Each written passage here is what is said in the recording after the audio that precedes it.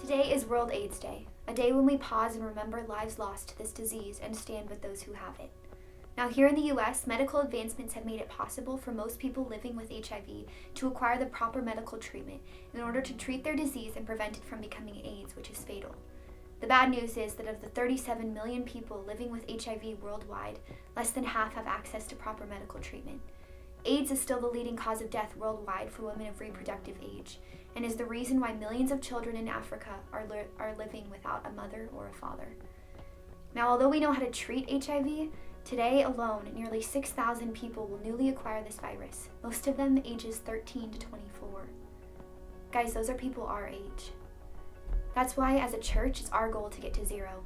0 people living with AIDS, 0 babies born with HIV, and 0 children in Rwandan orphanages. And thanks to the local church, these goals are not only possible, but they're being reached. Just a few weeks ago, I had the chance to go to Rwanda and see this in action. And in a country that not too long ago didn't have a word for adoption, they understand that we're adopted into God's family and we have a permanent home with Him in heaven. That's the gospel. And because of this, families are mobilized to adopt and are clearing out orphanages rapidly. That's the power of the local church. That's the power of the body of Christ when it's set in motion.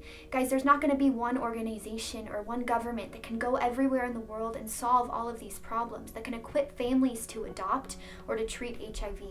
But the church can. The church is the most powerful weapon in the world.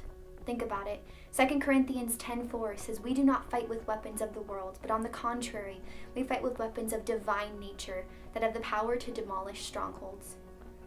As children of God, we're invited onto the winning team, but there's a battle raging, a battle against orphan children, against HIV, against people living in homelessness, living in pain, and living without Christ.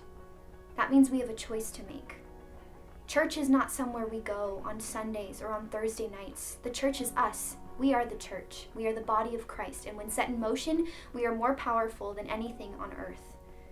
So, we have a job to do. Are you in?